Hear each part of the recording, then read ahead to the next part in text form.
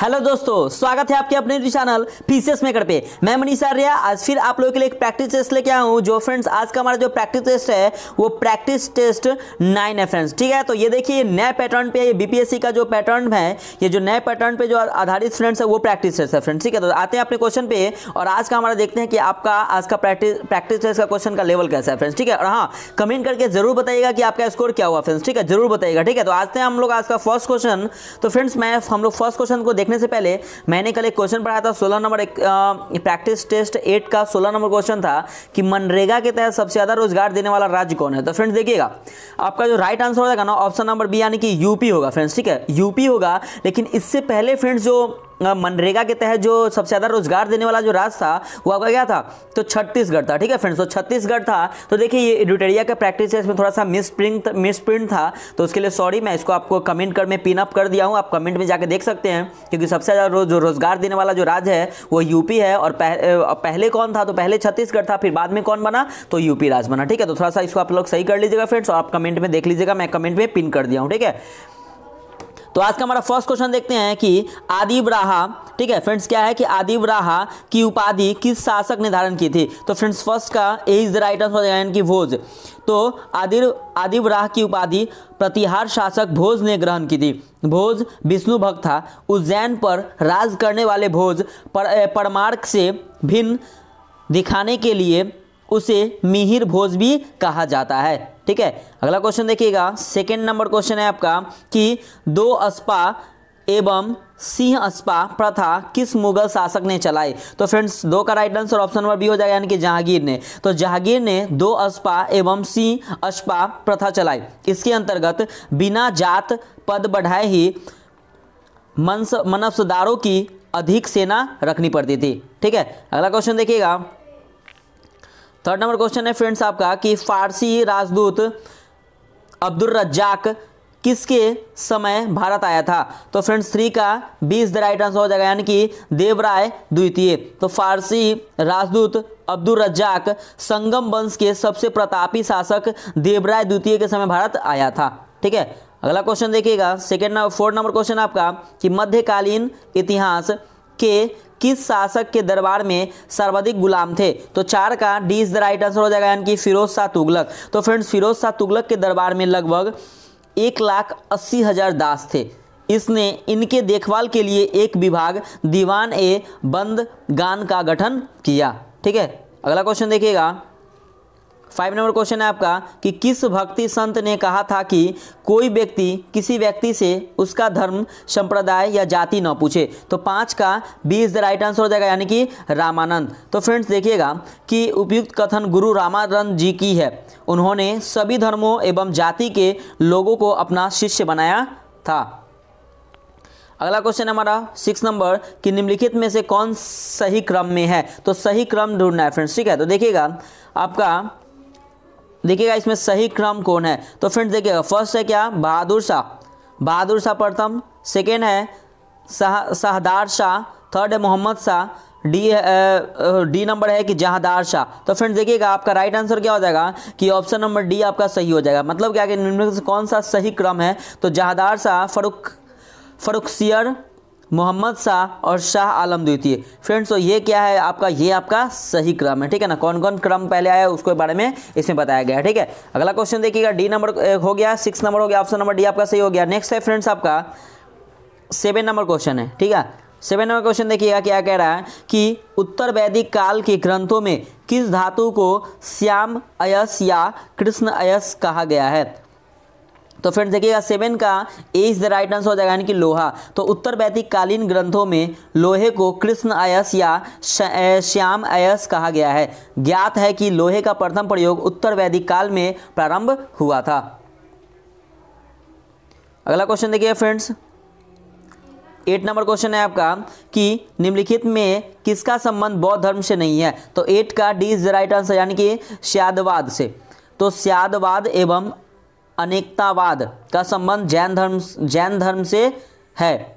ठीक है, अन्य तीनों संबंध बौद्ध धर्म एवं बुद्ध से है। ठीक है ना, मतलब क्या, त्रिपिटक हो गया, 10 सील हो गया और 4 आर्य सत्य हो गया। ठीक है, तो याद रखिएगा ये। अगला क्वेश्चन देखिएगा, 9 नंबर क्वेश्चन आएगा, किस शासक ने सबसे पहले गिरनार क्षेत्र में एक झील का निर्माण करवाया? तो 9 का friends B is the right answer हो जाएगा, यानी कि चंद्रगुप्त मौर्य ने। तो जल की उपलब्धता के लिए सर्वप्रथम चंद्रगुप्त मौर्य ने गिरनार में सुदर्शन झील का निर्माण करवाया। बाद में शक शासक रुद्रदामन ने इसकी मरम्मत करवाई। अगला क्वेश्चन है 10 नंबर कि कथन एक, चीनी लेखक भारत का यिन तू नाम के उल्लेख करते थे। कथन 2 में है कि हेन त्यांग की यात्रा विवरण सियुकी में है। तो फ्रेंड्स देखिएगा 10 का राइट आंसर हो जाएगा, क्या हो जाएगा? तो ऑप्शन नंबर सी, यानी कि 1 और 2 दोनों। मतलब क्या चीन लेखक भारत का यिन तू नाम के उल्लेख करते थे, ये भी सही है। और हेन सांग की यात्रा विवरण सियुकी में है, ये भी फ्रेंड्स आपका सही है। ठीक है,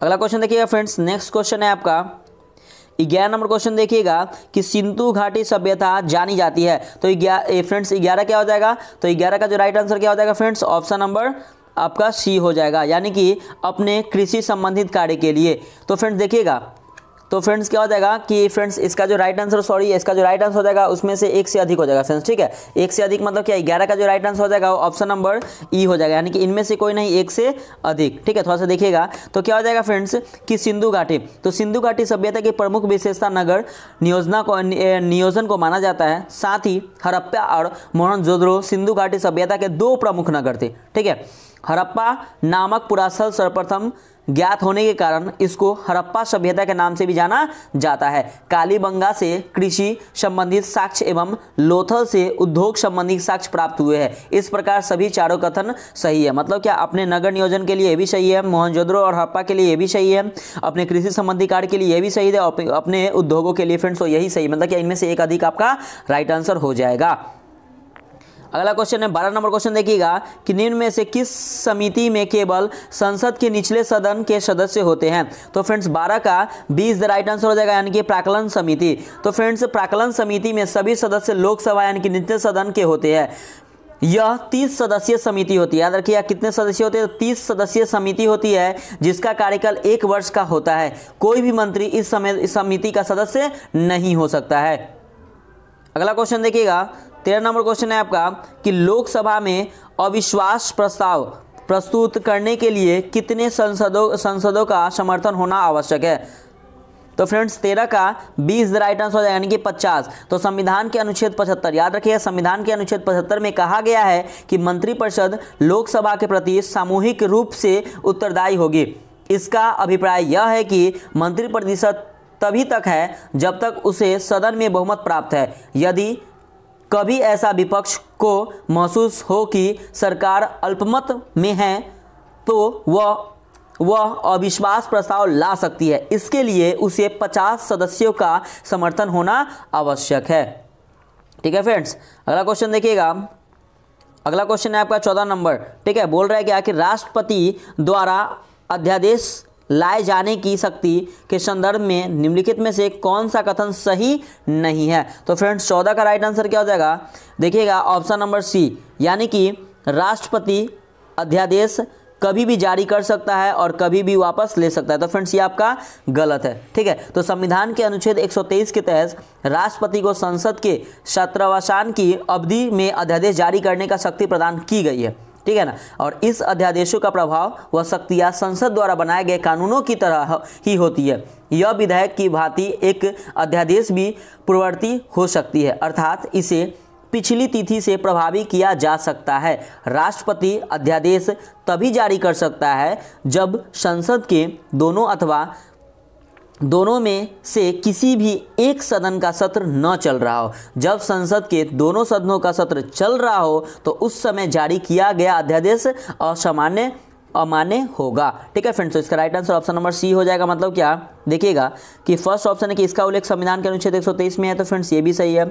अध्यादेश का प्रभाव व शक्तियाँ संसद द्वारा बनाए गए कानून की तरह होता है, ये भी सही है। एक अध्यादेश में भी पूर्ववर्ती हो सकता है फ्रेंड्स, तो यही सही है। तो राइट आंसर हो जाएगा ऑप्शन नंबर सी आपका सही हो जाएगा।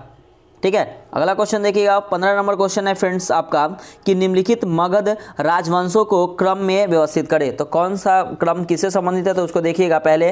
तो फ्रेंड्स इसका जो राइट आंसर हो जाएगा वो ऑप्शन नंबर सी हो जाएगा। मतलब क्या?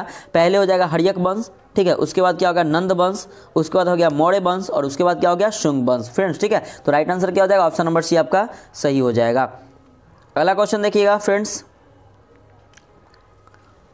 16 नंबर क्वेश्चन है आपका कि इब्न बतूता भारत में किसके शासनकाल में आया। तो 16 का इज द राइट आंसर, इनमें से कोई नहीं, एक से अधिक। तो इब्न बतूता पहले तो भारत कब आया, तो याद रखिएगा 1333 से लेके 47 तक, ठीक है। इब्न बतूता मोरक्की अफ्रीकी यात्री था, याद रखिए क्या था मोरक्को अफ्रीकी यात्री था जो मोहम्मद बिन तुगलक के समय भारत आया था, ठीक है ना। याद रखिए मोहम्मद बिन तुगलक के समय भारत आया था और मोहम्मद बिन तुगलक ने उसे अपना काजी नियुक्त किया था, तो याद रखिएगा, ठीक है, मोहम्मद बिन तुगलक, ठीक है। अगला क्वेश्चन आपका 70 नंबर कि निम्नलिखित में से किस संविधान संशोधन द्वारा राष्ट्रपति के लिए पहली बार यह अनिवार्य बनाया गया कि वह मंत्रिपरिषद की सलाह पर कार्य करेगा। तो फ्रेंड्स 17 का क्या हो जाएगा, तो 17 का right answer option number B सही हो जाएगा, यानी कि 42वां संविधान संशोधन अधिनियम। तो 42वें संविधान संशोधन अधिनियम 1976 के द्वारा अनुच्छेद 74 में यह प्रावधान किया गया था कि राष्ट्रपति के लिए प्रधानमंत्री के नेतृत्व वाली मंत्रिपरिषद की सलाह रहेगी, ठीक है। अगर हम बात करते हैं कि 44वें संविधान संशोधन अधिनियम 1978, याद रखिएगा 44वां संविधान संशोधन 1978 के द्वारा इसमें संशोधन करते हुए यह प्रावधान किया गया है कि राष्ट्रपति को अधिकार है कि वह सामान्यतः अथवा अन्यथा रूप से मंत्रिमंडल को सलाह पर पुनर्विचार के लिए कह सकता है, हालांकि पुनर्विचार के बाद दी गई सलाह मानने के लिए यह बाध्य है, ठीक है। अगला क्वेश्चन है आपका 80 नंबर कि संयुक्त लोक सेवा आयोग का गठन किसके द्वारा किया जा सकता है। तो 18 का D is the right answer हो जाएगा, यानी कि संसद के अधिनियम द्वारा। तो संघ लोक सेवा आयोग और राज्य लोक सेवा आयोग का गठन जहां सीधे संविधान द्वारा किया गया है, वहीं संयुक्त राज्य लोक सेवा आयोग का गठन राज्य विधानमंडल की आग्रह से संसद द्वारा किया जाता है, ठीक है। अगला क्वेश्चन है आपका 19 नंबर कि यदि किसी अवर न्यायपालिका ने किसी विषय पर अपना निर्णय दे दिया हो तो उच्चतर न्यायपालिका किस रीट को जारी कर निर्णय को रद्द कर सकती है और मामले को अपने पास मंगा सकती है। तो फ्रेंड्स 19 का 20 द राइट आंसर हो जाएगा, यानी कि उत्प्रेषण। तो उत्प्रेषण रीट के तहत उच्चतर न्यायपालिका किसी विषय पर अवर न्यायपालिका द्वारा दिए गए निर्णय को रद्द कर सकती है और मुकदमे को अपनी पास मंगा सकती है, ठीक है। अगला क्वेश्चन है फ्रेंड्स आपका 20 नंबर देखिएगा कि निम्नलिखित में से कौन सा युग्म गलत है, इसमें कौन मैच नहीं कर रहा है फ्रेंड्स, तो देखिएगा इसका जो राइट आंसर हो जाएगा वह इनमें से कोई नहीं, एक से अधिक। तो फ्रेंड्स देखिएगा राज्यसभा की संरचना अनुच्छेद 80, तो फ्रेंड्स ये क्या हो जाएगा, तो राज्यसभा की जो संरचना है अनुच्छेद 80 नहीं फ्रेंड्स, हो जाएगा अनुच्छेद 81 नहीं, अनुच्छेद 80 हो जाएगा, ठीक है। लोकसभा की संरचना क्या हो जाएगा फ्रेंड्स, तो अनुच्छेद 80 नहीं फ्रेंड्स, अनुच्छेद 81 हो जाएगा, ठीक है, अनुच्छेद 81। भारत का न्यायवादी फ्रेंड्स, तो भारत का न्यायवादी क्या हो जाएगा, तो अनुच्छेद 76, तो ये फ्रेंड्स आपका सही है। और नेक्स्ट है आपका कि उपराष्ट्रपति का राज्यसभा, तो उपराष्ट्रपति का जो राज्य का पदेन सभापति होना, तो ये क्या हो जाएगा फ्रेंड्स, तो अनुच्छेद क्या हो जाएगा, तो अनुच्छेद 14, अनुच्छेद क्या हो जाएगा फ्रेंड्स, तो 64। तो ठीक है फ्रेंड्स, तो इसका राइट आंसर हो जाएगा ऑप्शन नंबर ई हो जाएगा, मतलब एक से अधिक। तो याद रखिएगा कि राज्यसभा की संरचना अनुच्छेद 81 नहीं, अनुच्छेद 80 याद रखिएगा, और लोकसभा की संरचना अनुच्छेद 80 नहीं, अनुच्छेद 81 याद रखिएगा फ्रेंड्स, ठीक है। तो इसमें कन्फ्यूजन आप लोग बिल्कुल भी मत होइएगा, ठीक है फ्रेंड्स। अगला क्वेश्चन देखिएगा 21 नंबर क्वेश्चन है आपका कि अखिल भारतीय सेवा के सदस्यों की सेवा शर्तों का निर्धारण कौन करता है। तो 21 का ए इज द राइट आंसर, यानी कि संसद। तो अखिल भारतीय सेवा के सदस्यों की सेवा शर्तें का निर्धारण भारतीय संसद करती है। अगला है 22 नंबर क्वेश्चन आपका कि भारत में राष्ट्रपति के निर्वाचन की पद्धति को किस देश के संविधान से लिया गया है। तो 22 का D is the right answer, यानी कि आयरलैंड। तो भारत में राष्ट्रपति के निर्वाचन की पद्धति को आयरलैंड के संविधान से लिया गया है, ठीक है। अगला क्वेश्चन देखिएगा 23 नंबर है कि निम्न में से किस आधार पर भारतीय नागरिकता प्राप्त नहीं की जा सकती है। तो फ्रेंड्स 23 का क्या हो जाएगा, तो 23 का राइट आंसर देखिएगा कि इसका right answer option number C हो जाएगा, यानी कि राष्ट्रीयकरण। तो भारतीय नागरिकता 5 आधारों पर प्राप्त की जा सकती है, ठीक है ना, 5 आधारों पर प्राप्त की जा सकती है। पहला है एक जन्म, ठीक है, और दूसरा वंश, तीसरा पंजीकरण, चौथा देशीकरण और 5वां है किसी क्षेत्र के भारतीय भूभाग से सम्मिलित हो जाने पर। ठीक है, तो इसका राइट आंसर याद रखिए, ऑप्शन नंबर सी आपका सही हो जाएगा। अगला क्वेश्चन है 24 नंबर कि राज्यों के गठन की दृष्टि से निम्न में से कौन सही है। तो फ्रेंड्स 24 का राइट आंसर हो जाएगा ऑप्शन नंबर ई हो जाएगा, यानी कि उपयुक्त में से कोई नहीं, एक से अधिक। तो गुजरात के जो जो हुआ था 1960 ये सही है, पंजाब 1966 सही है, सिक्किम 1975 सही है और नागालैंड 1963 सही है। तो राइट आंसर हो जाएगा ऑप्शन नंबर ए, यानी कि इनमें से कोई नहीं, एक से अधिक। तो आपका सभी राइट ऑप्शन आपका राइट है। अगला क्वेश्चन है आपका 25 नंबर कि उच्चतम न्यायालय ने निम्नलिखित में से किस वाद में समान सिविल संहिता को लागू करने का निर्देश दिया था। तो फ्रेंड्स 25 का राइट आंसर हो जाएगा ऑप्शन नंबर ई, यानी कि इनमें से कोई नहीं, एक से अधिक। तो उच्चतम न्यायालय ने साहवानो केस, याद रखिएगा, साहवानो केस 1986 में समान सिविल संहिता को लागू करने का निर्देश दिया, परंतु राजीव गांधी की सरकार अल्पसंख्यकों के दबाव से इसे लागू न कर सकी। आगे चलकर उच्चतम न्यायालय ने सरला मुद्रल बनाम भारत संघ 1955 तथा वर्ष 2005 में ईसाई पादरी की रिट पर सुनवाई में सरकार को समान सिविल संहिता लागू करने का निर्देश दिया, परंतु अभी तक सरकार इसे लागू नहीं कर पाई। ठीक है, अगला क्वेश्चन देखिएगा फ्रेंड्स, 26 नंबर क्वेश्चन है आपका कि संविधान के किस अनुच्छेद के अंतर्गत संसद को यह अधिकार है कि वह नागरिकता के अर्जन और समाप्ति तथा नागरिकता से संबंधित अन्य सभी विषयों के संबंध में विधि बना सकती है। तो फ्रेंड्स 26 का right answer option number A हो जाएगा सही, यानी कि अनुच्छेद 11। तो संविधान के अनुच्छेद 11 में इस बात का उल्लेख है कि संसद नागरिकता से संबंधित विषयों पर विधि बना सकती है। अगला क्वेश्चन है आपका 27 नंबर कि एक परीक्षा, तो फ्रेंड्स देखिए यहाँ पे एक परीक्षा, यहाँ पे फ्रेंड्स मैथ्स का क्वेश्चन आ गया। तो 27 नंबर आपका मैथ्स का क्वेश्चन है, 28 नंबर भी मैथ्स का क्वेश्चन है। तो ये जितने भी 10 आपका जो मैथ्स क्वेश्चन है फ्रेंड्स आपके वीडियो क्लास में PDF फॉर्म में मैं अपलोड कर दूंगा, तो आप पहले बना लीजिए, उसमें से आंसर आप लोग मिला लीजिएगा। ठीक है, तो 28 नंबर हो गया। ठीक है, आगे देखिएगा फ्रेंड्स, आगे है 29 नंबर क्वेश्चन। आप लोग क्वेश्चन पढ़ के वीडियो पॉज करके आप बना सकते हैं। 30 नंबर मैथ्स एंड रीजनिंग रहता है। ठीक है, आगे देखिए 31 नंबर क्वेश्चन है आपका। नेक्स्ट है आपका 32 नंबर, 33, 34। ठीक है, आगे देखिए फ्रेंड्स आपका 35 नंबर क्वेश्चन, 36 एंड 37 नंबर से फिर आपका फ्रेंड्स आगे देखते हैं क्वेश्चन को 37 नंबर कि द्वितीय बौद्ध संगीति की अध्यक्षता किसने की थी। तो फ्रेंड्स 37 का राइट आंसर हो जाएगा ऑप्शन नंबर बी, यानी कि सर्वकामी या सभाकामी। तो द्वितीय बौद्ध संगीति वैशाली में कब हुआ था। तो याद रखिए डेट याद रखिए 383 ईस्वी, 383 ईस्वी पूर्व में कालाशोक के शासनकाल में हुई थी। याद रखिए कालाशोक के शासनकाल में हुई थी। इसकी अध्यक्षता सर्वकामी या सभाकामी ने की थी। अगला क्वेश्चन 38 नंबर कि मेगास्थनीज के अनुसार मौर्य काल ने एग्रोनोमाई था। ठीक है, एग्रोनोमाई था, कौन था। तो 38 का फ्रेंड्स क्या हो जाएगा right answer option number D हो जाएगा, या कि मार्ग निर्माण अधिकारी। तो मेगास्थनीज के अनुसार मौर्य काल में एग्रोनोमाई मार्ग निर्माण अधिकारी था। मौर्य काल के अन्य अधिकारी कौन कौन थे। तो कारागार का अध्यक्ष कौन था, याद रखिए इसका कारागार का अध्यक्ष होगा प्रशासता। नगर का कोतवाल कौन था। तो याद रखिएगा पौर था। और धर्म एवं दान विभाग का प्रधान तो पुरोहित था। ठीक है, तो ये आप लोग याद रखिएगा। अगला क्वेश्चन है आपका 39 नंबर कि अशोक ने अपने किस शिलालेख में भी भेरी घोष की जगह धम्म घोष की घोषणा की है। तो 39 का 20 राइट आंसर हो जाएगा, यानी कि चौथा शिलालेख। तो अशोक के चौथे शिलालेख में भेरी घोष की जगह धम्म घोष की घोषणा की गई है। अगला क्वेश्चन है 40 नंबर कि हिंद यूनानी शासक मिनांडर को किसने पराजित किया था।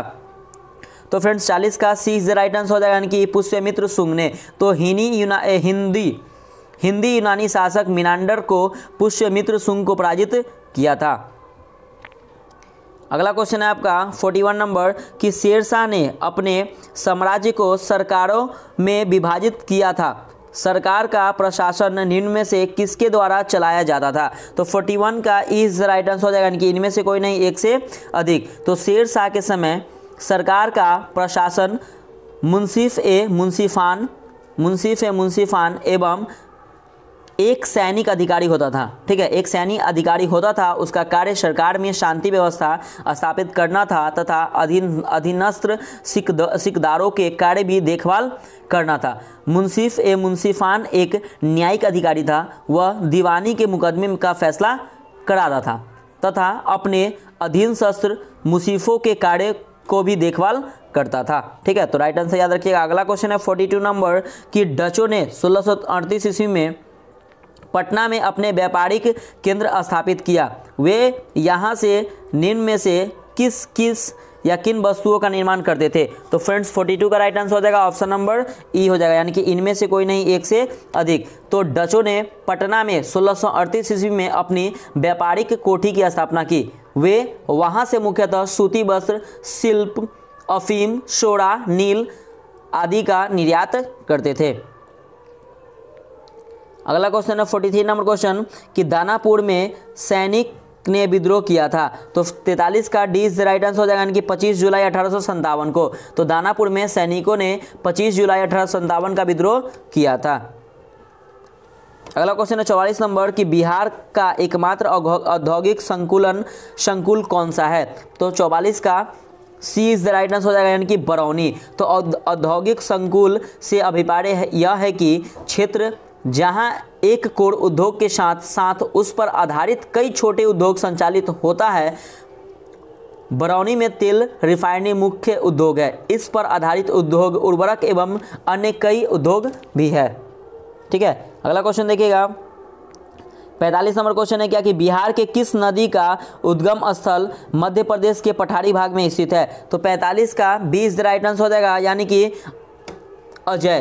तो कर्म ये फ्रेंड्स याद रखिए, तो राइट आंसर क्या हो जाएगा? ऑप्शन नंबर बी आपका सही हो जाएगा। मतलब क्या कि बिहार के अजय नदी का उद्गम स्थल मध्य प्रदेश के पठारी भाग में स्थित है। ठीक है,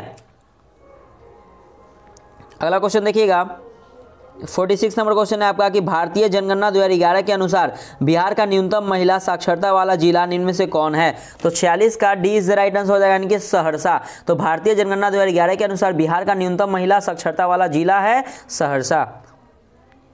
अगला क्वेश्चन है 47 नंबर कि बिहार राज्य की औसत वार्षिक वर्षा है। तो 47 का D is the right answer हो जाएगा, यानी कि 100 सेंटीमीटर तथा 200 सेंटीमीटर के बीच। ठीक है, तो बिहार राज्य की औसत वार्षिक वर्षा 100 सेंटीमीटर तथा 200 सेंटीमीटर के बीच होता है। अगला क्वेश्चन है 48 नंबर कि योगेंद्र शुक्ल कहाँ के रहने वाले थे? तो 48 का C is the right answer हो जाएगा, यानी कि वैशाली। तो योगेंद्र शुक्ला बिहार के प्रमुख स्वाधीनता सेनानी थे। इनका जन्म वैशाली में हुआ था। ये अखिल भारतीय किसान सभा केंद्रीय कमेटी के सदस्य रहे थे। इन्होंने वर्ष 1942 के भारत छोड़ो आंदोलन में भी भाग लिया था। ठीक है, भारत छोड़ो आंदोलन कब हुआ था? तो 1942, याद रखिएगा। ठीक है, अगला क्वेश्चन है 49 नंबर कि बिहार में दरभंगा महाराज के विरुद्ध हुए आंदोलन के नेतृत्व करता थे। तो 49 का B is the right answer, यानी कि स्वामी विद्यानंद। तो स्वामी विद्यानंद के द्वारा 1920 में दरभंगा कब? तो 1920 में दरभंगा महाराज के विरुद्ध किसानों की समस्या को लेकर आंदोलन किया गया था। अगला क्वेश्चन है 50 नंबर क्वेश्चन देखिएगा कि निम्न में से कौन द्वितीय लाहौर षड्यंत्र केस के सरकारी गवाह फणींद्र नाथ घोष की हत्या में शामिल थे? तो 50 का ए इज द राइट आंसर, यानी कि बैंकुट शुक्ल। तो बैंकुट शुक्ल ने चंद्रमा सिंह के साथ मिलकर द्वितीय लाहौर षड्यंत्र केस के सरकारी गवाह फणींद्र नाथ घोष की बेतिया में 9 नवंबर 1932 को हत्या कर दी थी। यह बिहार के मुजफ्फरपुर जिले के जलाल गांव में के निवासी थे। अगला क्वेश्चन है 51 नंबर कि हरे पादपों में क्लोरोफिल के बनने के लिए निम्नलिखित में से कौन सा तत्व अनिवार्य है? तो 51 का E is the right answer, इनमें से कोई नहीं, एक से अधिक। तो हरे पादपों में क्लोरोफिल के बनने के लिए मैग्नीशियम तत्व अनिवार्य है। ठीक है, याद रखिए मैग्नीशियम तत्व अनिवार्य है। तो राइट आंसर ऑप्शन नंबर ई आपका सही हो जाएगा। अगला क्वेश्चन है 52 नंबर कि देखिएगा कि डीएनए में कौन सी शर्करा पाई जाती है? तो फ्रेंड्स 52 का right answer option number C हो जाएगा, यानी कि डी ऑक्सीराइबोज। ठीक है, तो डीएनए में शर्करा डीऑक्सीराइबोज होता है, जबकि आरएनए में शर्करा राइबोज होता है। डीएनए में 2 न्यूक्लियोटाइड श्रृंखलाएं होती है जो पूरक बेस पेयर के बीच कमजोर हाइड्रोजन बॉन्ड द्वारा एक साथ बंधी होती है। ठीक है, तो नेक्स्ट क्वेश्चन देखते हैं 53 नंबर तो फ्रेंड्स मैं आपको स्लो बोलता हूँ ताकि आप लोग बोलते कि सर थोड़ा सा स्लो बोलिए, इसलिए मैं स्लो बोल रहा हूँ, ठीक है। तो आराम से इसको देखिएगा और अच्छे से पढ़िएगा। निम्नलिखित में से कौन सा ठोस है? तो फ्रेंड्स 53 का right answer option number A सही हो जाएगा, यानी कि आयोडोफॉर्म। तो आयोडोफॉर्म क्या है? तो एक ठोस है, ठीक है। अगला क्वेश्चन है आपका 54 नंबर कि ग्लाइकोलाइसिस के अंत में एटीपी को शुद्ध लाभ है, याद रखिएगा। तो क्या हो जाएगा?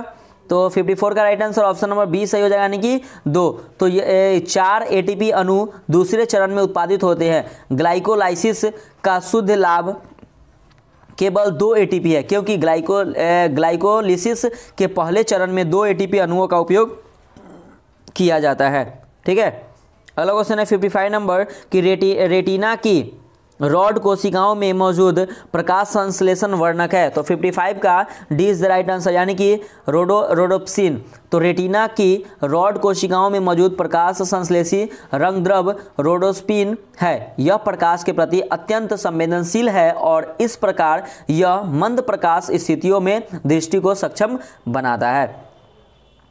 अगला क्वेश्चन है 56 नंबर कि प्रोथ्रोम्बिन जो कि रक्त स्कंदन की प्रक्रिया का आवश्यक घटक है का निर्माण होता है। तो 56 का D is the right answer, यानी कि यकृत। तो प्रोथ्रोम्बिन एक प्लाज्मा ग्लाइकोप्रोटीन है जो यकृत में उत्पादित होता है, लीवर, याद रखिए। अगला क्वेश्चन है 57 नंबर कि पेप्सिन किस माध्यम में कार्य कर सकता है। तो 57 का B is the right answer हो जाएगा, यानी कि अम्लीय। तो गैस्ट्रिक एंजाइम पेप्सिन केवल 1.5 से 2.5 pH रेंज के अम्लीय माध्यम में कार्य कर सकता है। अगला क्वेश्चन है 58 नंबर कि एक आनुवांशिक बीमारी जिसके परिणाम स्वरूप रक्त जमने में दिक्कत होती है। तो 58 का C is the right answer हो जाएगा, यानी कि हीमोफीलिया। तो हीमोफीलिया एक रक्तस्राव विकार है जो रक्त के थक्के के बनने की प्रक्रिया को धीमा कर देता है। इस स्थिति वाले लोगों में लंबे समय तक रक्तस्राव होता है, ठीक है। अगला क्वेश्चन देखिएगा 59 नंबर क्वेश्चन है कि निम्नलिखित में से कौन एक नाइट्रोजन उर्वरक नहीं है। तो 59 का ए इज द राइट आंसर हो जाएगा, यानी कि सुपर फॉस्फेट ऑफ लाइम, ठीक है। तो super phosphate of lime nitrogen उर्वरक नहीं है। अगला क्वेश्चन है 60 नंबर कि ब्लाइंड स्पॉट किसके कारण होता है। तो 60 का B is the right answer, यानी कि रॉड और शंकु कोशिकाओं की कमी से। तो प्राकृतिक ब्लाइंड स्पॉट रिसेप्ट्स छड़ का शंकु कोशिकाओं की कमी के कारण होती है, ठीक है। अगला क्वेश्चन देखिएगा 61 नंबर क्वेश्चन है आपका कि विद्युत अपघटन में इलेक्ट्रॉन मुक्त होते हैं। तो 61 का ए इज द राइट आंसर, यानी कि एनोड पर। तो विद्युत अपघटन में इलेक्ट्रॉन एनोड पर मुक्त होते हैं। अगला क्वेश्चन है 62 नंबर कि नमक को बर्फ के साथ मिलाने से हिमांक क्या होता है। तो 62 का फ्रेंड्स राइट आंसर हो जाएगा ऑप्शन नंबर सी, यानी कि घटता है। तो नमक को बर्फ में मिलाने पर हिमांक क्या होता है? तो घटता है। अगला क्वेश्चन है आपका 63 नंबर कि निम्न में से कौन सा सबसे अधिक विद्युत धनात्मक है। तो 63 का C is the right answer, यानी कि मैग्नीशियम, Mg, ठीक है। तो मैग्नीशियम सबसे अधिक विद्युत धनात्मक है। अगला क्वेश्चन है 64 नंबर कि परमाणु संख्या 18 वाले तत्व को आवर्त सारणी के किस वर्ग में रखा गया है। तो 64 का ए इज द राइट आंसर, यानी कि 0। तो परमाणु संख्या 18 वाले तत्व आर्गन है, याद रखिए कौन है, तो आर्गन है और यह एक नोबेल गैस है और 0 समूह या 18वें समूह से संबंधित है। इसकी ऑक्टेट पूर्ण है और इसलिए संयोजकता 0 होती है इसकी। अगला क्वेश्चन देखिएगा 65 नंबर क्वेश्चन है आपका कि पॉजिट्रॉन एक ऐसा कण है जिस पर, तो 65 का डी इज राइट आंसर, जिस पर इकाई धन आवेश रहता है। तो पॉजिट्रॉन एक ऐसा कण है जिस पर इकाई धन आवेश रहता है। अगला क्वेश्चन है 66 नंबर कि श्वसन किस प्रकार की दहन क्रिया है। तो 66 का डी इज राइट आंसर हो जाएगा, यानी कि मंद दहन। तो श्वसन मंद दहन का एक उदाहरण है। अगला क्वेश्चन है आपका 67 नंबर क्वेश्चन है कि प्राकृतिक रबड़ किसका बहुलक है। तो 67 का ए इज द राइट आंसर हो जाएगा, यानी कि आइसोप्रीन। तो प्राकृतिक रबड़ आइसोप्रीन का बहुलक है। अगला क्वेश्चन है 68 नंबर कि आवेग का एसआई मात्रक है। तो आवेग का एसआई मात्रक क्या होता है? तो 68 का ए इज राइट आंसर, कि न्यूटन सेकेंड। तो आवेग बराबर फॉर्मूला होता है बल गुने समय अंतराल, ठीक है, इक्वल टू क्या होता है? Newton into second. तो न्यूटन सेकेंड इसका क्या हो गया? तो एसआई आवेग का एसआई मात्रक हो गया, ठीक है। अगला क्वेश्चन देखिएगा 69 नंबर है कि निम्न में से कौन सदिश राशि है? तो 69 का इज राइट आंसर, इनमें से कोई नहीं, एक से अधिक। तो बल हो गया, ठीक है, बल हो गया, वेग हो गया, त्वरण हो गया, विस्थापन और गति सदिश राशियां है। दाब अदिश राशि है, याद रखिए दाब क्या है आपका? तो अदिश राशि है, बाकी आपका सदिश राशि है, ठीक है। अगला क्वेश्चन है 70 नंबर है कि पृथ्वी के लिए पलायन वेग का मान कितना होता है? तो 70 का ए इज राइट आंसर, यानी कि 11.2 किलोमीटर पर सेकेंड। तो पृथ्वी की सतह पर पलायन वेग का वेग लगभग 11.2 किलोमीटर पर सेकेंड है, जो ध्वनि की गति से लगभग 33 गुना है, ठीक है। तो ये याद रखिएगा। अगला क्वेश्चन है आपका 71 नंबर है क्वेश्चन कि निम्नलिखित में से सर्वोत्तम ऊष्मा का सुचालक क्या है? तो 71 का C is the right answer हो जाएगा, यानी कि पारद। तो दिए गए जो ऑप्शन में पारा ऊष्मा का सबसे अच्छा सुचालक है, पारा जिसको हम लोग पारा को कहते हैं, ठीक है। तो ये याद रखिए आप लोग। अगला क्वेश्चन है आपका 72 नंबर कि लैंगरहैश की द्वीपिका यानी कि आइसलेट्स ऑफ लैंगरहैंस के बीटा कोशिका से कौन सा हार्मोन स्रावित होता है? तो 72 का ए इज राइट आंसर हो जाएगा, यानी कि इन्सुलिन। तो अग्नाशय में लैंगरहैंस की द्वीपिका के बीटा कोशिका से इंसुलिन, अल्फा कोशिका से ग्लूकागॉन एवं गामा कोशिका से सोमेस्टोनिन नामक हार्मोन स्रावित होता है। तो ये याद रखिएगा, ठीक है। अगला क्वेश्चन देखिएगा 73 नंबर क्वेश्चन है आपका कि प्राथमिक इंद्रधनुष के रंगों का सही क्रम है। तो 73 का इज राइट आंसर हो जाएगा, यानी कि इनमें से कोई नहीं, एक से अधिक। तो एक प्राथमिक इंद्रधनुष में लाल होता है, इसमें जो रंग होता है वो लाल, नारंगी, पीले, हरे, नीले, इंडिगो और वायलेट के क्रम में होंगे, ठीक है। तो इनमें से एक से अधिक हो जाएगा, ठीक है। अगला क्वेश्चन देखिएगा 74 नंबर क्वेश्चन है आपका कि 19वां एशिया खेल के संबंध में निम्न कथनों पर विचार करें। तो 74 का राइट आंसर हो जाएगा ऑप्शन नंबर ए, यानी कि केवल एक सही है। मतलब क्या कि इसका आयोजन 2022 में चीन में किया जाएगा। तो ये आपका सही है और इसके लिए चीन के राष्ट्रीय पक्षी का शुभांकर चुना गया है। तो फ्रेंड्स ये आपका गलत है। तो देखिए 74 का कि 19वें एशियाई खेल का आयोजन वर्ष 2022 में चीन के हांगझाओ में किया जाएगा। 19वें एशियाई खेल का आधिकारिक शुभांकर जो है वह 3 रोबोट को चुना गया है, जिसे सामूहिक रूप से स्मार्ट ट्रिपलेट्स के नाम दिया गया है। इन तीनों रोबोट क्रमशः जो कॉन्ग हो गया, लियान हो गया और चेन नाम दिया गया है। तो ये राइट आंसर ऑप्शन नंबर आपका ए सही हो जाएगा, ठीक है। अगला क्वेश्चन है 75 नंबर कि कोविड-19 संक्रमित व्यक्ति की सूचना प्रदान करने वाला ऐप आरोग्य सेतु ऐप किस मंत्रालय द्वारा लॉन्च किया गया है? तो 75 का B is the right answer हो जाएगा, यानी कि इलेक्ट्रॉनिक्स एवं सूचना प्रौद्योगिकी मंत्रालय। तो आरोग्य सेतु ऐप केंद्रीय इलेक्ट्रॉनिक्स एवं सूचना प्रौद्योगिकी मंत्रालय द्वारा लॉन्च किया गया है, ठीक है। अगला क्वेश्चन देखिएगा 76 नंबर क्वेश्चन है कि 37वां राष्ट्रीय खेल 2021 का आयोजन कहाँ प्रस्तावित है? तो 76 का B is the right answer हो जाएगा कि छत्तीसगढ़ में। तो याद रखिएगा कि 37वां राष्ट्रीय खेल जो होगा वो कब होगा? 2021 में। कहाँ पे होगा? तो छत्तीसगढ़ में। अब बात करें 36वां जो हुआ था, 36वां राष्ट्रीय खेल जो हुआ 2020 में, वो कहाँ पे हुआ? तो गोवा में, ठीक है। और 38वां राष्ट्रीय खेल 2022 में जो होगा वो कहाँ पे होगा? तो उत्तराखंड में होगा, ठीक है। और 39वां राष्ट्रीय खेल जो 2023 में होगा वो कहाँ पे होगा? तो मेघालय में होगा। तो ये भी आप लोग याद रखिएगा। अगला क्वेश्चन है 77 नंबर क्वेश्चन कि प्रधानमंत्री उज्ज्वल योजना के तहत 100% एलपीजी कवरेज करने वाला भारत का पहला राज्य कौन बना है? तो 77 का C is the right answer हो जाएगा कि हिमाचल प्रदेश। तो प्रधानमंत्री उज्ज्वल योजना के तहत 100% एलपीजी के कवरेज प्राप्त करने वाला भारत का पहला राज्य हिमाचल प्रदेश बन गया है। इस योजना की शुरुआत 2016 में उत्तर प्रदेश में की गई थी, याद रखिएगा, ठीक है। अगला क्वेश्चन है 78 नंबर क्वेश्चन है कि किस देश की राजधानी को वर्ष 2020 के लिए विश्व पुस्तक राजधानी घोषित किया गया है? तो 78 का बी इज राइट आंसर है कि मलेशिया। तो यूनेस्को द्वारा मलेशिया की राजधानी कोलालमपुर को विश्व पुस्तक राजधानी 2020 घोषित किया गया है, ठीक है।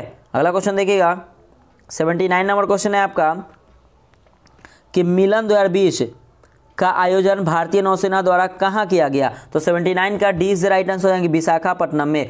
तो मिलन 2020 का आयोजन भारतीय नौसेना द्वारा विशाखापट्टनम में आयोजित किया गया। इसमें विभिन्न देशों की नौसेना ने भाग लिया है। अगला क्वेश्चन है 18 नंबर क्वेश्चन है आपका कि 46वां G7 शिखर सम्मेलन कहाँ प्रस्तावित है? तो 80 का C is the right answer हो जाएगा, यानी कि USA में। तो 46वां G7 शिखर सम्मेलन 2020 में USA में प्रस्तावित है। और 45वां जो G7 शिखर सम्मेलन का आयोजन फ्रांस के वियारिज में अगस्त 2019 में किया गया था। इसके सदस्य देश France, Italy, Germany, Britain, Canada, USA तथा जापान है। ठीक है ना, G7 का। अगला क्वेश्चन देखिएगा 81 नंबर क्वेश्चन है आपका कि भारत के पहले निजी अंतरिक्ष संग्रहालय का निर्माण कहाँ किया जा रहा है? तो 81 का बी इज राइट आंसर है तेलंगाना। तो भारत के पहले निजी अंतरिक्ष संग्रहालय का निर्माण इसरो के सहयोग से हैदराबाद तेलंगाना स्थित VM बिरला विज्ञान केंद्र द्वारा किया जा रहा है। तो फ्रेंड्स यहाँ पे इसरो का फुल फॉर्म बताइएगा, इसरो का एस्टैब्लिश बताइएगा कमेंट करके कि कब हुआ इसरो का एस्टैब्लिश, स्थापना कब हुआ। ठीक है, और इसके अध्यक्ष कौन है।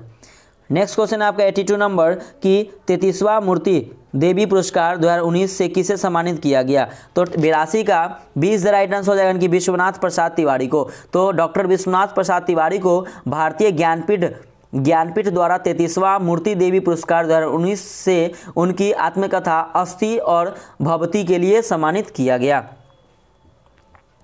अगला क्वेश्चन है आपका 83 नंबर कि मलेशिया के नए प्रधानमंत्री के रूप में किसे नियुक्त किया गया है? तो 83 का बी इज राइट आंसर हो जाएगा, यानी कि मुहिद्दीन यासीन को। तो मलेशिया के नए प्रधानमंत्री के रूप में मार्च 2020 में मुहिद्दीन यासीन को नियुक्त किया गया है। अगला क्वेश्चन है आपका 84 नंबर कि भारतीय रेलवे द्वारा वायु प्रदूषण का मुकाबला करने के लिए किस रेलवे स्टेशन पर ऑक्सीजन पार्लर की शुरुआत की गई है? तो 84 का B is the right answer, यानी कि नासिक। तो नासिक रेलवे स्टेशन पर ऑक्सीजन पार्लर की शुरुआत की गई है। इस ऑक्सीजन पार्लर में 1500 पौधे लगाए गए हैं।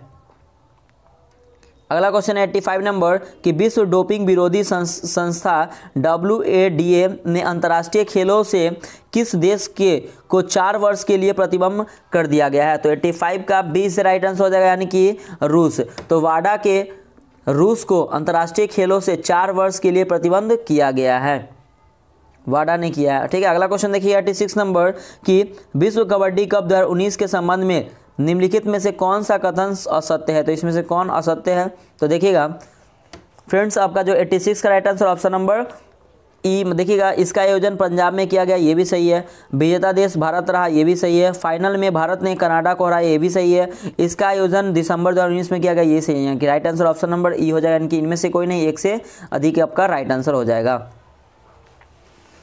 अगला क्वेश्चन है आपका 87 नंबर कि बिहार के किस जिले में प्रवासी पक्षियों के लिए पहला बर्ड रिंगिंग स्टेशन स्थापित किया जाएगा? तो फ्रेंड्स 87 का B is the right answer कि जमुई। तो बिहार के जमुई स्थित नागी नकटी पक्षी, याद रखें नागी नकटी पक्षी बिहार का पहला प्रवासी पक्षियों की विश्व स्तरीय अध्ययन केंद्र खोला जाएगा। अगला क्वेश्चन है आपका 88 नंबर कि जनवरी 2020 में रामसर कन्वेंशन के तहत भारत के कितने नए आर्द्रभूमि स्थलों को जोड़ने की घोषणा की गई है? तो 88 का C is the right answer, यानी कि 10। तो रामसर कन्वेंशन के तहत केंद्रीय पर्यावरण मंत्री प्रकाश जावड़ेकर ने भारत के 10 आर्द्रभूमि स्थलों को जोड़ने की घोषणा की है। इसके साथ ही अंतर्राष्ट्रीय संधि रामसर कन्वेंशन के तहत भारत के कुल 37 साइटों को मान्यता दी गई है। अगला क्वेश्चन है 89 नंबर कि हाल ही में भारत ने किस राज्य में विश्व स्तरीय राष्ट्रीय समुद्री धरोहर कॉम्प्लेक्स की स्थापना हेतु पुर्तगाल से समझौता किया है? तो 89 का B is the right answer है कि गुजरात। तो गुजरात के लोथल में विश्व स्तरीय राष्ट्रीय समुद्री धरोहर कॉम्प्लेक्स की स्थापना हेतु भारत के पुर्तगाल से समझौता किया है। इसके तहत भारत के समृद्ध समुद्री विरासत को प्रदर्शित किया जाएगा। अगला क्वेश्चन है आपका 90 नंबर 2020 में राष्ट्रमंडल खेल की निशानेबाजी और तीरंदाजी प्रतियोगिता का आयोजन कहाँ किया जाएगा? तो 90 का C is the right answer हो जाएगा कि भारत में। तो 2022 में राष्ट्रमंडल खेल का आयोजन बर्मिंघम इंग्लैंड में किया जाएगा, जबकि राष्ट्रमंडल खेल की निशानेबाजी और तीरंदाजी प्रतियोगिता का आयोजन चंडीगढ़ भारत में किया जाएगा। तो ये भी आप लोग याद रखिएगा। अगला क्वेश्चन है आपका एक 91 नंबर की वर्ष 2020 के लिए विश्व खाद्य दिवस का थीम क्या है। तो 91 का D is the right answer हो जाएगा कि ग्रो, नॉरिश, स्टैंड या together, stand together, sustain together. तो ग्रो, नॉरिश, सस्टेन टुगेदर। तो फ्रेंड्स देखिएगा विश्व खाद्य दिवस 2020 की theme grow, nourish, sustain together हो जाएगा। ठीक है, अगला क्वेश्चन देखिएगा 92 नंबर क्वेश्चन आपका कि मई 2020 में किस राज्य की प्रसिद्ध चित्रकला सोहराई खोबर को जीआई टैग प्रदान किया गया है। तो 92 का D is the right answer हो जाएगा यानी कि झारखंड। तो झारखंड के प्रसिद्ध पेंटिंग सोहराई खोबर को जीआई टैग प्रदान किया गया है। अगला क्वेश्चन है 93 नंबर कि किस राज्य सरकार ने खेल को औद्योगिक दर्जा प्रदान करने के निर्णय लिया है। तो 93 का ए इज द राइट आंसर हो जाएगा यानी कि मिजोरम। तो मिजोरम सरकार द्वारा खेल में निवेश को बढ़ाने तथा खिलाड़ियों को प्रोत्साहन देने के लिए खेल को औद्योगिक दर्जा देने का निर्णय लिया है। अगला क्वेश्चन है 94 नंबर है कि नसीम अल बहर नौसेना अभ्यास भारत ने किन देश के साथ संपन्न किया है। तो 94 का C is the right answer हो जाएगा यानी कि ओमान। तो नसीम अल बहर नौसेना अभ्यास भारत के ने ओमान के साथ जनवरी 2020 में गोवा में संपन्न किया है, ये भी याद रखिएगा। अगला क्वेश्चन है आपका 95 नंबर क्वेश्चन देखिएगा कि संयुक्त राष्ट्र महासभा ने वर्ष 2020 को किस वर्ष के रूप में घोषित किया है। तो 95 का डी इज राइट आंसर हो जाएगा कि पौधे की देखभाल के लिए अंतर्राष्ट्रीय वर्ष। तो यूएनओ ने वर्ष 2020 को पौधे की देखभाल के लिए अंतर्राष्ट्रीय वर्ष के रूप में घोषित किया है। अगला क्वेश्चन है 96 नंबर कि मुख्यमंत्री शहरी रोजगार गारंटी कार्यक्रम की शुरुआत किस राज्य सरकार ने की है। तो 96 का C is the right answer यानी कि हिमाचल प्रदेश। तो मई 2020 में हिमाचल प्रदेश सरकार ने मुख्यमंत्री शहरी रोजगार गारंटी कार्यक्रम की शुरुआत की है। इसके तहत शहरी निवासियों को 120 दिन का रोजगार प्रदान किया जाएगा। ठीक है, अगला क्वेश्चन देखिएगा 97 नंबर क्वेश्चन है क्या कि मुद्रास्फीति का सामना करने के लिए किस देश ने अपने देश की मुद्रा का नाम बदलकर तोमान करने का निर्णय लिया है। तो 97 का ए इज द राइट आंसर यानी कि ईरान। तो हाल ही में ईरान ने अपने देश की मुद्रा रियाल का नाम बदलकर तोमान करने का निर्णय लिया है। एक तोमान बराबर क्या होता है, तो 10,000 रियाल होता है। ठीक है, तो ये भी आप लोग याद रखिएगा। अगला क्वेश्चन है 98 नंबर कि भारत, अमेरिका और जापान के बीच प्रतिवर्ष आयोजित होने वाले त्रिपक्षीय नौसैनिक अभ्यास मालाबार 20 में शामिल होने के लिए भारत द्वारा किस देश को आमंत्रित किया गया है। तो 98 का ए इज द राइट आंसर यानी कि ऑस्ट्रेलिया। तो भारत ने ऑस्ट्रेलिया को अपने त्रिपक्षीय नौसेना अभ्यास मालाबार 2020 में भाग लेने के लिए आमंत्रित किया है, जो नवंबर 2020 में बंगाल की खाड़ी और अरब सागर में आयोजित होने वाला है। इसे अमेरिका, भारत, जापान के बीच प्रतिवर्ष आयोजित किया जाता है। ठीक है, और अगला क्वेश्चन है 99 नंबर क्वेश्चन है क्या कि द बैटल ऑफ बिलोंगिंग पुस्तक के लेखक कौन है। तो 99 का ए इज द राइट आंसर यानी कि शशि थरूर। तो द बैटल ऑफ बिलोंगिंग के राइट लेखक कौन है, तो शशि थरूर है। और आज का हमारा 100 नंबर क्वेश्चन देखिएगा कि किस दक्षिण अमेरिकी देश ने ओपेक की सदस्यता छोड़ने का निर्णय लिया है। तो 100 का ए इज द राइट आंसर है कि इक्वाडोर। तो हाल ही में इक्वाडोर ने ओपेक की सदस्यता छोड़ने की घोषणा की है। तो ठीक है फ्रेंड्स, तो मैं आपको एक बात कहना चाहता हूँ कि अगर आपका अगर आप जो टेस्ट देते हैं तो अगर आपका जो भी स्कोर होता है तो फ्रेंड्स प्लीज़ आप कमेंट करके जरूर बताइए कि आपका स्कोर क्या हुआ, क्योंकि अगर स्कोर बताते हैं तो आपको अच्छा लगता है। तो हाँ फ्रेंड्स, अगर अभी तक आपको अगर ये वीडियो अच्छा लगा है ना, तो अगर अभी तक आप लाइक नहीं किए तो प्लीज़ यहाँ पे लाइक का बटन होगा, प्लीज़ आप लाइक जरूर कीजिएगा और कमेंट करके फ्रेंड्स बताइए कि आपको ये वीडियो कैसा लगा। आप प्रैक्टिस देने में, टेस्ट में देने में अच्छा लग रहा है कि नहीं, वो आप कमेंट करके जरूर बताइएगा। ठीक है, और हाँ अगर आप अपने यूट्यूब चैनल पीसीएस मेकर पे अगर नए होंगे ना तो प्लीज़ फ्रेंड्स आप इसे सब्सक्राइब जरूर कर लीजिएगा। ठीक है फ्रेंड्स, तो आते हैं हम लोग आज नेक्स्ट क्वेश्चन पे देखते हैं। 101 नंबर क्वेश्चन है कि मई 2020 में लोक लेखा समिति का अध्यक्ष किसे नियुक्त किया गया है। तो 101 का right answer option number A हो जाएगा यानी कि अधीर रंजन चौधरी को। तो लोक लेखा समिति के अध्यक्ष के रूप में पुनः अधीर रंजन चौधरी को चुना गया है। ठीक है, अगला क्वेश्चन देखिएगा। नेक्स्ट क्वेश्चन है 102 नंबर कि निम्नलिखित में से कौन T20 क्रिकेट मैचों में 500 विकेट हासिल करने वाला पहला गेंदबाज बन गया है। तो 102 का right answer option number B हो जाएगा यानी कि डेन जॉन ब्रेवो। ठीक है, तो ब्रेवो यानी कि वेस्ट इंडीज के ऑलराउंडर डेन जॉन ब्रेवो ने T20 क्रिकेट मैच में 500 विकेट लेने वाला विकेट के पहले गेंदबाज बन गए हैं। ठीक है फ्रेंड्स, नेक्स्ट क्वेश्चन देखते हैं हम लोग।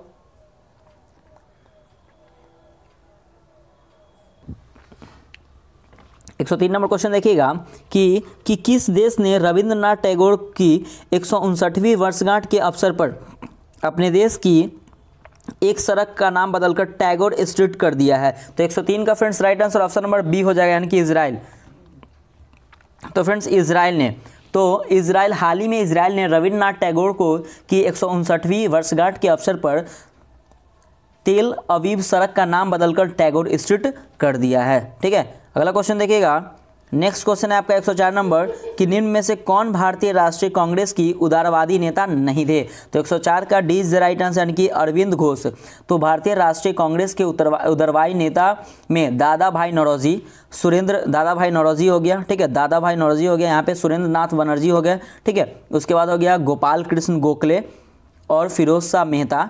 ठीक है, और हो गया मदन मोहन मालवीय प्रमुख थे। ठीक है, तो ये याद रखिएगा, अरविंद घोष ये नहीं थे। अगला क्वेश्चन देखिएगा 105 नंबर क्वेश्चन है आपका कि जलियांवाला बाग हत्याकांड के विरोध में वायसराय की कार्यकारिणी की सदस्यता से इस्तीफा देने वाले थे।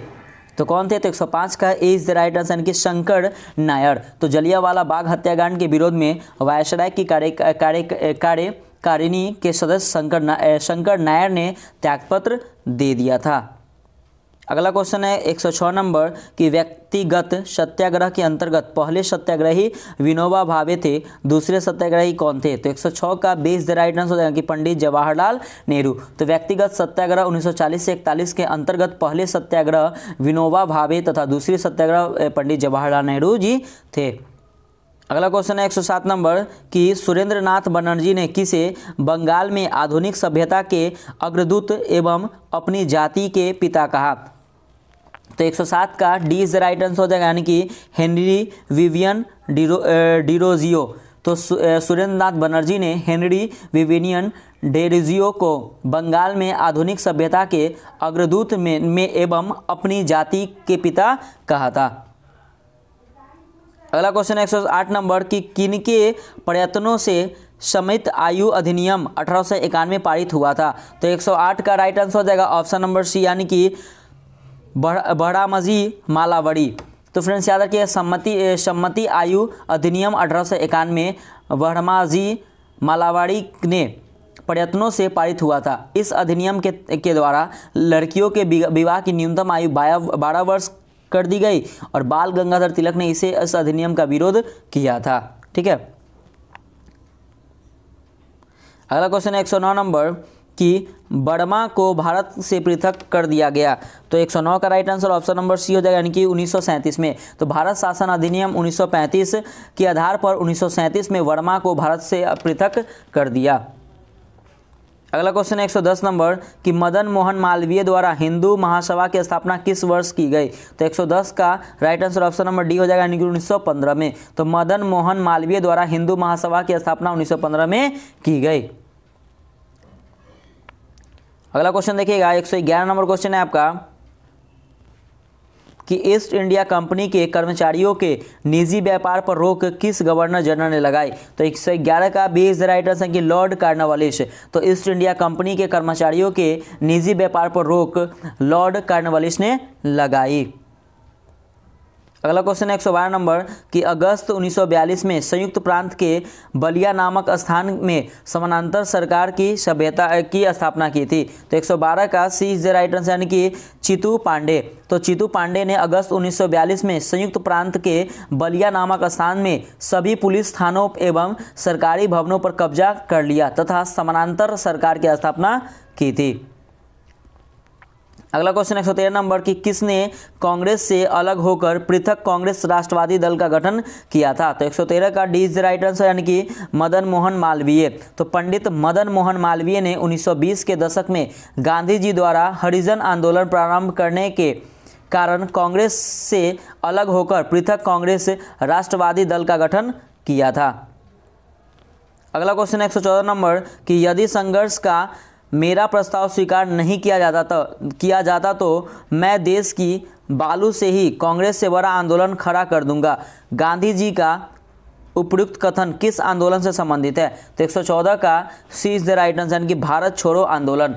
तो गांधी भारत छोड़ो आंदोलन के पूर्व कुछ नेताओं के विरुद्ध से व्यतीत थे। उन्होंने कांग्रेस को चेतावनी देते हुए कहा कि मैं देश की मुट्ठी भर बालू से कांग्रेस से बड़ा बदलाव खड़ा कर दूंगा, ये कहे थे गांधी जी। अगला क्वेश्चन है 115 नंबर कि कांग्रेस की अखंडता में वृद्धि करने हेतु 1912 बांकीपुर बिहार की सभा में डेलीगेट शुल्क घटाकर कितना किया गया? तो 115 का D is the right answer हो जाएंगे 5 रुपए से 1 रुपए। तो कांग्रेस की अखंडता में वृद्धि करने हेतु 1912 बांकीपुर बिहार की सभा में डेलीगेट शुल्क 5 रुपए से घटाकर 1 रुपये कर दिया गया था।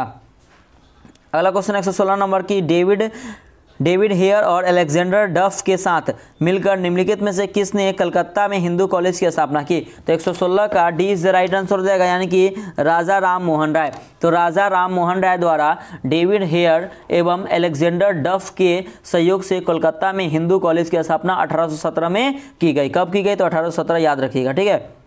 अगला क्वेश्चन देखिएगा 117 नंबर क्वेश्चन है कि निम्न में से किसकी खेती का प्रचलन पुर्तगीज द्वारा भारत में शुरू किया गया? तो 117 का E is the right answer, इनमें से कोई नहीं, एक से अधिक। तो पुर्तगीज मध्य अमेरिका से तंबाकू, आलू और मक्का भारत लाए थे, ठीक है। अनार, पपीता, बादाम, काजू, मूंगफली, शकरकंद, काली मिर्च, लीची और संतरा पुर्तगालियों की ही देन है, जिन्हें उन्होंने विभिन्न देशों से प्राप्त किया था। तो इसका राइट आंसर एक से अधिक हो जाएगा, ठीक है। 118 नंबर क्वेश्चन है कि बंगाल के किस नवाब ने अपनी राजधानी मुर्शिदाबाद से मुंगेर स्थानांतरित की थी? तो 118 का इज राइट आंसर, इनमें से कोई नहीं, एक से अधिक। तो बंगाल के नवाब मीर कासिम ने अपनी राजधानी मुर्शिदाबाद से मुंगेर स्थानांतरित की थी ताकि अंग्रेज का हस्तक्षेप न्यूनतम हो, ठीक है। तो क्या राइट आंसर हो जाएगा? ऑप्शन नंबर ई आपका सही हो जाएगा, ठीक है, मीर कासिम।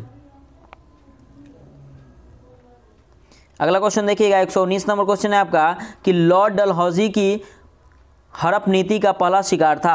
तो 119 का राइट आंसर हो जाएगा ऑप्शन नंबर यानी कि सतारा। तो लॉर्ड डलहौजी ने अपनी हड़प नीति के आधार पर गोद लेने की प्रथा को अमान्य कर निम्न राज्यों को ब्रिटिश साम्राज्य की विलीन कर दी।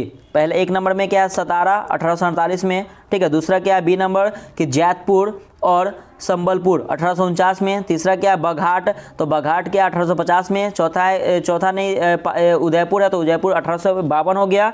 और पांचवा क्या है? झांसी, झांसी है 1853। और छठा है नागपुर 1854। तो ये आप लोग पॉइंट को नोट डाउन जरूर कर लीजिएगा, ठीक है।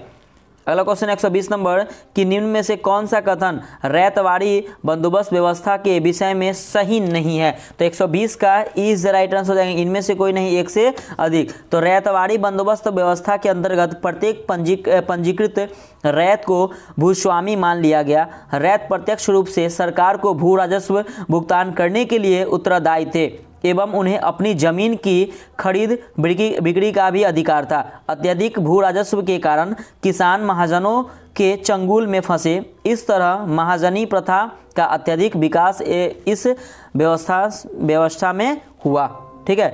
अगला क्वेश्चन देखिएगा 121 नंबर क्वेश्चन है आपका कि यह सभ्यता और बर्बरता का संघर्ष था 1857 के विद्रोह के बारे में उपयुक्त मत में किस इतिहासकार का है? तो 121 का C is the right answer, यानी कि टी.आर. होम्स का। तो टी.आर. होम्स ने 1857 के विद्रोह के बारे में यह मत व्यक्त किया था कि यह विद्रोह सभ्यता एवं बर्बरता का संघर्ष था। अगला क्वेश्चन 122 नंबर के 1857 के विद्रोह के दौरान निम्न में से किसने अंग्रेजों के विरुद्ध फतवा जारी किया और जिहाद का नारा दिया? तो 122 का D is the right answer, यानी कि मौलवी अहमदुल्ला। तो फैज़ाबाद के मौलवी अहमदुल्ला ने अंग्रेजों के विरुद्ध फतवा जारी किया और जिहाद का नारा दिया था। अगला क्वेश्चन 123 नंबर के दिल्ली में स्वदेशी आंदोलन को किसने लोकप्रिय बनाया?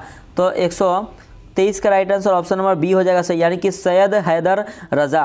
तो सैयद हैदर रजा ने दिल्ली में स्वदेशी आंदोलन को लोकप्रिय बनाया था।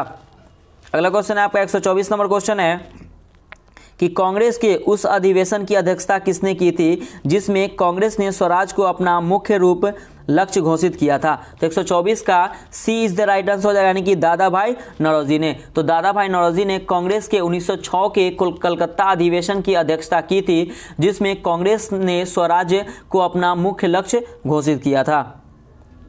अगला क्वेश्चन है आपका 125 नंबर कि निम्नलिखित में से कौन सा शहर किसी देश की राजधानी नहीं है। तो 125 का राइट आंसर ऑप्शन नंबर ई सही हो जाएगा, इनमें से कोई नहीं, एक से अधिक। तो न्यूयॉर्क अमेरिका का एक शहर है, अमेरिका की राजधानी वाशिंगटन डीसी है। ठीक है, अब यहाँ पे न्यूजीलैंड, तो न्यूजीलैंड की राजधानी वेलिंगटन है। ब्राज़ील, तो ब्राज़ील की राजधानी है ब्रासिलिया, और ऑस्ट्रेलिया की राजधानी क्या है, तो कैनबरा है। ठीक है, तो ऑस्ट्रेलिया की राजधानी क्या हो गया, तो कैनबरा का। तो राइट आंसर ऑप्शन नंबर ई आपका सही हो जाएगा। अगला क्वेश्चन 126 नंबर की किसी स्थान का समय ग्रीनविच से 2 घंटा पीछे है, अतः यह स्थित है। तो 126 का C is the right answer, 45 degree पश्चिम देशांतर पर। तो ग्रीनविच रेखा से पूर्व की तरफ बढ़ने पर समय आगे एवं दक्षिण एवं पश्चिम की तरफ बढ़ने से समय पीछे होता है। यानी कि 1 डिग्री बराबर 4 मिनट, यानी कि 1 घंटा बराबर 15 मिनट, 15 डिग्री। ठीक है, और 3 घंटा बराबर 3 × 60 मिनट करेंगे इक्वल टू 45 डिग्री। तो right answer option number C सही हो जाएगा। अगला क्वेश्चन आपका 127 नंबर कि निम्न में से कौन सी नदी पश्चिम की दिशा में बहती हुई अरब सागर सभ्यता की खाड़ी में गिर जाती है। तो 127 का 20 the right answer, 20 the right answer हो जाएगा फ्रेंड्स, यानी कि 20 द राइट आंसर हो जाएगा 1 2 3, यानी कि साबरमती, पेरियार और नर्मदा। ठीक है, तो साबरमती नदी पश्चिम की दिशा में बहती हुई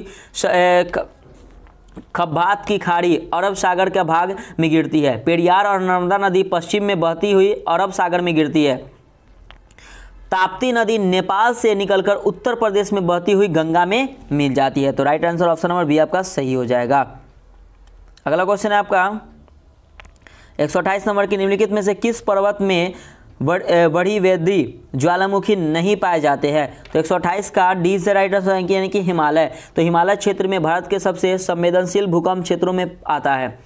हिमालय पर्वत श्रृंखला में बड़ी वृद्धि ज्वालामुखी का अभाव है, नहीं पाया जाता। अगला क्वेश्चन 129 नंबर कि सिग्नल इंटेलिजेंस में संयुक्त सहयोग के लिए कार्यरत 5 आइज खुफिया गठबंधन में हाल ही में किस देश को शामिल किया गया है।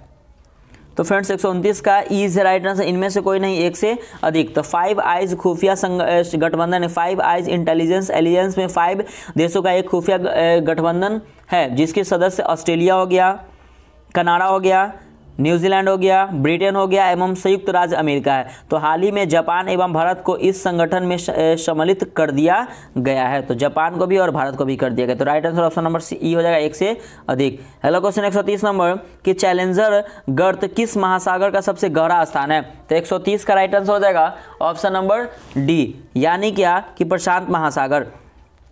तो फ्रेंड्स देखिएगा कि मारियाना ट्रंच का सबसे गहरा स्थान चैलेंजर गर्त है, जो प्रशांत महासागर में स्थित है। हाल ही में कैथी सुलिवान ने इतिहास रचा है, वह दुनिया की पहली ऐसी महिला बन गई है जिन्होंने अंतरिक्ष में स्पेस वॉक भी की और पृथ्वी के सबसे गहरे स्थान पर तक भी पहुंच गई।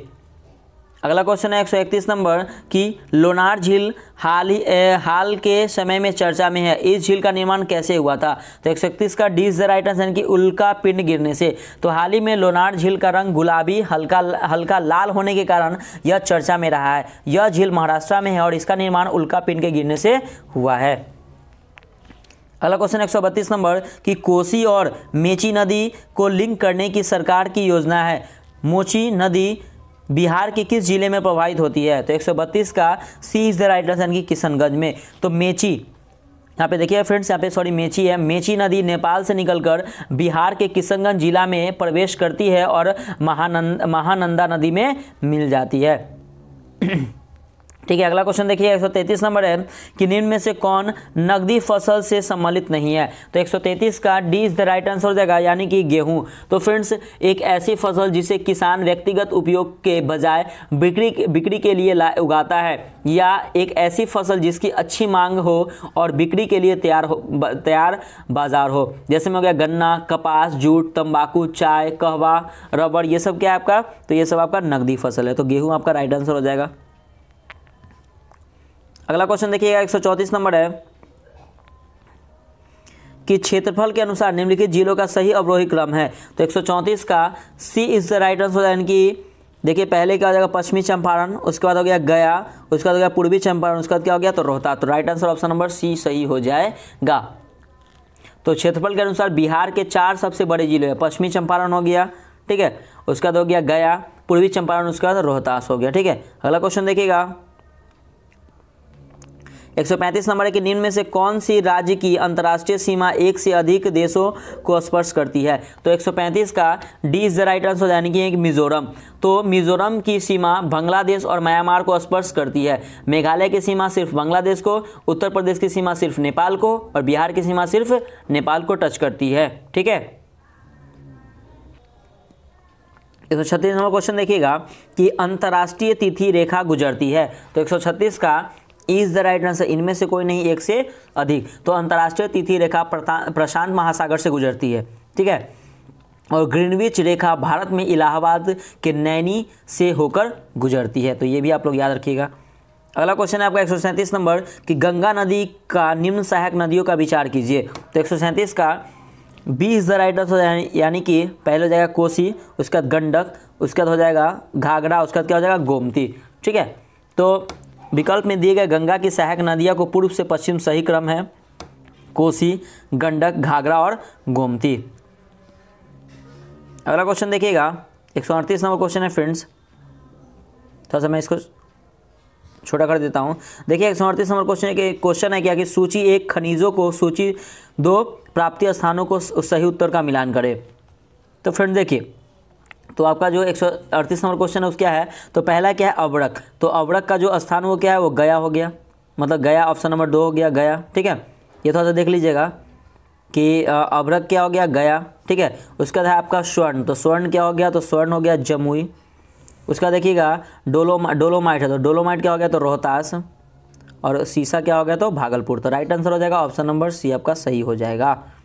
ठीक है, अगला नंबर क्वेश्चन देखिएगा 139 नंबर क्वेश्चन है कि ब्लू फ्लैग प्रमाणीकरण संबंधित है। तो 139 का B is the right answer, यानी कि समुद्र तट से। तो ब्लू फ्लैग प्रमाणीकरण समुद्र तट को सुरक्षित रखने के लिए पर्यावरण विभाग द्वारा चलाया गया अभियान है। ठीक है, अगला क्वेश्चन आपका 140 नंबर देखिएगा कि राजकोषीय घाटा की नई परिभाषा का सुझाव दिया गया था। तो 140 का friends right answer option number A सही हो जाएगा, यानी कि चेलाया समिति के द्वारा। तो राजकोषीय घाटा की नई परिभाषा का सुझाव चेलाया समिति के द्वारा दिया गया था। अगला क्वेश्चन है आपका 141 नंबर कि 1867 से 68 में दादा भाई नौरोजी ने भारत में प्रति व्यक्ति आय का आकलन किया था।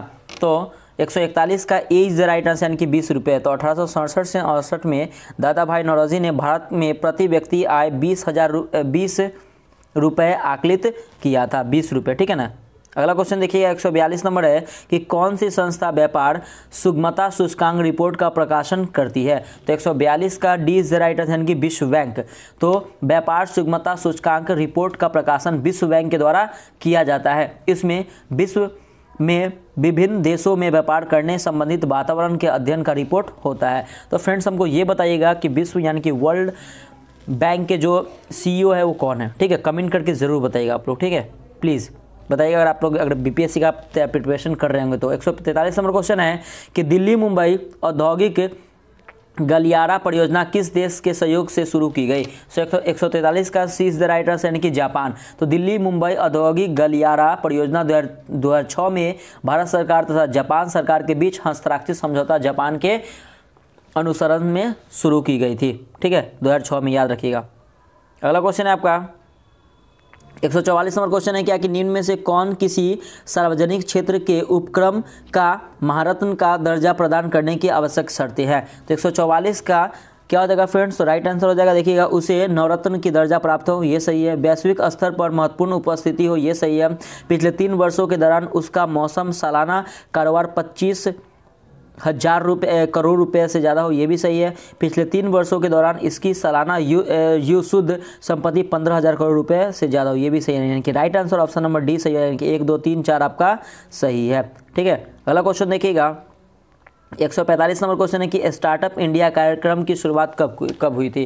तो 145 का C is the right answer, यानी कि 2016 में। तो स्टार्टअप इंडिया कार्यक्रम की शुरुआत 16 जनवरी 2016 को की गई, जिसका उद्देश्य देश में नव प्रवर्तन और स्टार्टअप के संवर्धन के लिए मजबूत अर्थतंत्र का निर्माण कराना, जो सतत आर्थिक विकास का संचालन करने के साथ साथ रोजगार के नए अवसर भी उत्पन्न करेगी। अगला क्वेश्चन आपका 146 नंबर क्वेश्चन देखिएगा कि निम्न में से कौन समाजवादी अर्थव्यवस्था की विशेषता नहीं है? तो 146 का D is the right answer हो जाएगा, यानी कि आर्थिक नियोजन। तो आर्थिक नियोजन मिश्रित अर्थव्यवस्था की विशेषता है। अगला क्वेश्चन है 147 नंबर की निम्न में से कौन किसी देश में आर्थिक समृद्धि की अनिवार्य शर्त है? तो 147 का D is the right answer हो जाएगा कि पूंजी निर्माण। तो फ्रेंड्स देखिएगा कि पूंजी निर्माण किसी देश में आर्थिक समृद्धि के लिए अनिवार्य है। अगला क्वेश्चन देखिएगा 148 नंबर क्वेश्चन देखिए फ्रेंड्स की मुद्रास्फीति में। तो मुद्रास्फीति में क्या होता है? तो ऑप्शन ए है कि कीमतों के सामान्य स्तर में लगातार वृद्धि होती है, बी है कि मुद्रा के मूल्य तथा कार्यशक्ति में कमी आती है, और सी है कि विनिमय दर में सुधार होता है। फ्रेंड्स तो 148 का राइट आंसर हो जाएगा ऑप्शन नंबर बी, यानी कि 1 और 2। तो फ्रेंड्स देखिएगा कि कीमतों के सामान्य स्तर में लगातार वृद्धि होती है और मुद्रा के मूल्य तथा कार्यशक्ति में कमी आती है। तो राइट आंसर हो जाएगा ऑप्शन आपको बी नंबर। ठीक है, नेक्स्ट क्वेश्चन देखिएगा 149 नंबर क्वेश्चन है आपका कि निम्न में से किसके अंतर्गत बैंकों को अपनी जोखिम भारित परिसंपत्ति तथा अपनी पूंजी के बीच एक निश्चित अनुपात बनाकर रखना होता है? तो 149 का D is the right answer हो जाएगा, यानी कि पूंजी पर्याप्त अनुपात। तो फ्रेंड्स पूंजी पर्याप्त अनुपात के अंतर्गत बैंकों को अपनी जोखिम परिसंपत्ति तथा अपनी पूंजी के बीच एक निश्चित अनुपात बनाकर रखना होता है। और आज का हमारा फ्रेंड्स लास्ट क्वेश्चन देखिएगा कि ब्रिक्स देशों द्वारा स्थापित न्यू डेवलपमेंट बैंक का मुख्यालय कहाँ है? तो 150 का राइट आंसर हो जाएगा ऑप्शन नंबर डी, यानी कि शंघाई में। तो न्यू डेवलपमेंट बैंक ब्रिक्स देशों द्वारा स्थापित बहुपक्षीय विकास बैंक है, इसका मुख्यालय शंघाई में है। ठीक है फ्रेंड्स, तो यहाँ पे आज आपका जो 150 क्वेश्चन है वहाँ पे फ्रेंड्स कंप्लीट होता है। तो फ्रेंड्स प्लीज़ आप लोग कमेंट करके बताइएगा कि आपका स्कोर क्या हो, प्लीज़ आप लोग बताइएगा। और आपको ये वीडियो कैसा लगा ना, तो फ्रेंड्स वो भी कमेंट करके बताइएगा, क्योंकि मैं आप लोग के लिए डेली एक प्रैक्टिस टेस्ट लेके आऊँगा एडिटोरिया का। जो 15 प्रैक्टिस टेस्ट है मैं आपको वो करवा दूंगा। ठीक है, तो अब की बार 66वां बीपीएससी पार्ट। तो प्लीज़ बने रहिए अपने यूट्यूब चैनल पीसीएस मेकर पे। और हाँ फ्रेंड्स, अगर आप अभी तक लाइक नहीं किए हो तो प्लीज़ आप इसे लाइक जरूर कीजिएगा और अपने यूट्यूब चैनल पीसीएस मेकर को सब्सक्राइब कर लीजिएगा। ठीक है फ्रेंड्स, तो आप लोगों के लिए मैं करंट अफेयर भी स्टार्ट कर रहा हूँ, तो कल से मैं आप लोगों को करंट अफेयर भी अपलोड करूंगा सेट। ठीक है, तो मिलते हैं कल फिर एक नया प्रैक्टिस टेस्ट के साथ। बाय बाय, जय हिंद दोस्तों।